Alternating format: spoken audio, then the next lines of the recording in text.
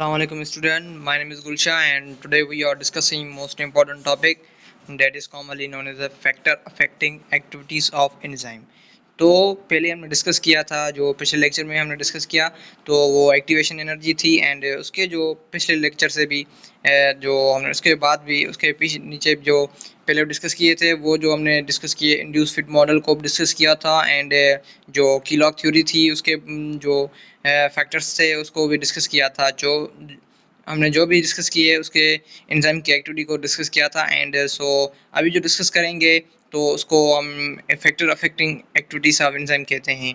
तो अभी हम जो डिस्कस करेंगे वो factor affecting activity of enzyme जो हमें डिस्कस करना है। तो फैक्टर अफेक्टिंग एंजाइम क्या होता है कि एंजाइम की कंसंट्रेशन क्या होती है, उसकी पीएच क्या होती है, उसके टेम्परेचर को कैसे अफेक्ट किया जा सकता है, कैसे नहीं किया जा सकता। तो हमने जो भी है वो आज इस लेक्चर में सारा डिस्कस करेंगे। तो आइए डिस्कस करते हैं टेम्परेचर को। तो टेम्परेचर क्या होता है कि एक ऑप्टिमम टेम्परेचर होता है जहाँ जो है वो एंजाइम काम कर सकता है कि हीट इंक्रीज मॉलिक्यूलर मोशन। जब हीट इंक्रीज होती है तो ये मॉलिक्यूल जो है उस वो मोशन में आ जाते हैं। As a temperature as rise in zero, जब टेम्परेचर जीरो हो जाती है तो रिएक्टिंग जो मॉलिक्यूल एंड द सब्सट्रेट जो होता है वो एंजाइम के साथ मिलकर and more kinetic energy produce करता है। एज ए जो सिंपल सा कॉन्सेप्ट है कि टेम्परेचर ऑफ एंजाइम जो होता है वो एक ऑप्टिमम टेम्परेचर पे काम करता है। जो ऑप्टिमम टेम्परेचर होता है यहाँ पर वो है 70 डिग्री, 37 डिग्री टेम्परेचर जो है वो उस पर एंजाइम काम करता है। यहाँ से जो टेम्परेचर है वो 38 हो जाता है या 39 हो जाता है या 40 हो जाता है, या इसके नीचे जो है वो 36 होता है, 35 हो जाता है। तो इसकी कंसंट्रेशन जो है एंजाइम की वो डिक्रीज हो जाती है, यहाँ पर वो डिक्रीज हो जाती है। ऐसे इंक्रीज नहीं होती, ये रॉन्ग कंसेप्ट है। तो ऐसे ये डिक्रीज हो जाती है कंसंट्रेशन, यानी कि इसकी कंसंट्रेशन जो है वो इंक्रीज नहीं होती और ये डिक्रीज होती है। किसकी? टेम्परेचर। जब एंजाइम जो ऐसा काम करता है कि टेम्परेचर जो उसका टेम्परेचर होता है वो एक टेम्परेचर पे काम करता है, एक ऑप्टिमम टेम्परेचर होता है एंजाइम का। तो उस जो जो इन्फ्लुएंस में उनकी के एरो में जो सिस्टम होता है एंजाइम की एक्टिविटी जो होती है उसकी ऑप्टिमम टेम्परेचर वो 37 डिग्री होती है। उसके जो बढ़ जाता है उसके उसके सिवा एंड जो उसके नीचे कम हो जाता है 37 से एंड 37 से बढ़ जाता है तो एंजाइम की कंसंट्रेशन जो होती है वो डिक्रीज हो जाती है, उसकी टेम्परेचर डिक्रीज होता है, इंक्रीज नहीं होता। तो ऐसे ये एंजाइम की कंसंट्रेशन होती है, ऐसे उनकी एक्टिविटीज़ को इफेक्ट किया जा सकता है एंड टेम्परेचर को भी।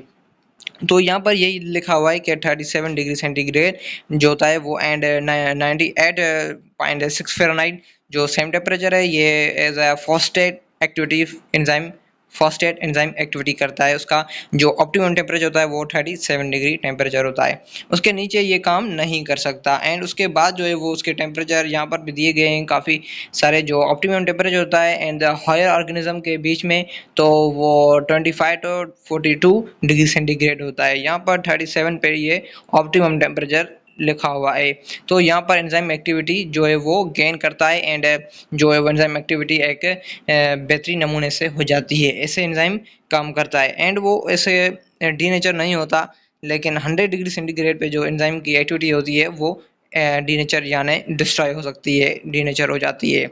उसके बाद जो है वो हमने यहाँ पर लिखा हुआ है कि 100 डिग्री सेंटीग्रेड उस पर एंजाइम जो है कम्प्लीटली एंजाइम जो है वो डिस्ट्रॉय हो सकता है।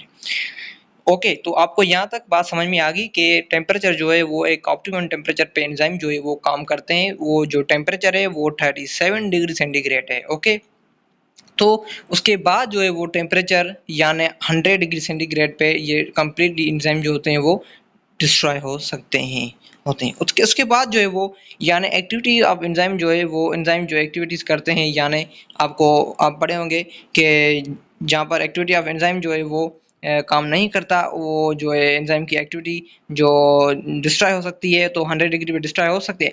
लेकिन यहाँ पर ये लिखा हुआ है कि एक्टिविटी ऑफ एंजाइम जो होते हैं वो काम किस लिए नहीं करते हैं। उसकी जो लो टेम्परेचर होती है यानी 0 डिग्री सेंटीग्रेड पे ये एंजाइम काम नहीं करते। उसकी फ्रीजिंग पॉइंट जो होती है वो ऐसे काम नहीं हो सकता लो टेम्परेचर पे। तो ये एंजाइम एक्टिविटी ऑफ एंजाइम जो है वो 37 से कम या बढ़ जाते हैं तो वो एंजाइम की कंसंट्रेशन जो है उसकी टेम्परेचर जो है वो डिक्रीज हो जाती है। ऐसा ये optimum temperature for the their enzymes and 37 degree centigrade 37 जो है वो सॉरी 70 डिग्री जो है यहाँ पर हायर ऑर्गेनिज्म में काम करते हैं। ऑप्टिमम टेम्परेचर जो होता है हायर ऑर्गेनिज्म का वो 70 डिग्री पाया जाता है। उसके बाद जो है उसके बाद आगे भी यहाँ पर लिखा हुआ है कि यहाँ ये एंजाइम की एक्टिविटीज़ को बायोलॉजिकल पॉइंट ऑफ व्यू से washing and powders and denatures and washing clothes and warms and water and hot water, ये कई एंजाइम जो होते हैं वो हॉट वाटर में रहते हैं, उसकी कंसंट्रेशन साल्टी वाटर में रहते हैं। उसके बाद सॉरी ये एंजाइम जो है वो एक हैंड हॉटेड एंजाइम में भी पाए जाते हैं। क्लॉथ वॉशिंग में भी जो एंजाइम होते हैं वो एक ज़्यादा काम करते हैं, बेहतरीन काम कर सकते हैं एंजाइम, यानी कि एंजाइम जो है रेट ऑफ रिएक्शन को बढ़ाता है एंड जो एक्टिवेशन एनर्जी होती है एंजाइम में वो कम हो जाती है। उसके बाद जो है एंजाइम के यानी आपने देखा कि उसकी एक्टिविटी कैसे डिक्रीज होती है, कैसे इंक्रीज नहीं हो सकती। ये डिक्रीज जो इसलिए होती है कि 37 से जो एंजाइम काम नहीं कर रहे उसके जो नीचे टेम्परेचर हो जाता है जहाँ बढ़ जाता है तो एंजाइम एक्टिविटी यानी डिक्रीज होती है। तो यहाँ पर जो है वो हमारा जो टेम्परेचर था वो यहाँ पर enzyme of temperature of enzyme तो यहाँ पर कंप्लीट हुआ। तो उसके बाद जो है हमने पीएच को डिस्कस करना है। तो मैं यहाँ पर जो लेक्चर को एंड करता हूँ। तो आपको ये ज़रूर याद रखिए कि मेरे जो चैनल के जो भी लोग देख रहे हैं स्टूडेंट्स तो उसको चैनल को ज़रूर सब्सक्राइब करें, क्योंकि ये जो मैं लेक्चर अपलोड करता हूँ तो आपको कम्प्लीटली वीडियो पहुँचते रहें। ओके, थैंक यू, अल्लाह हाफ़िज़।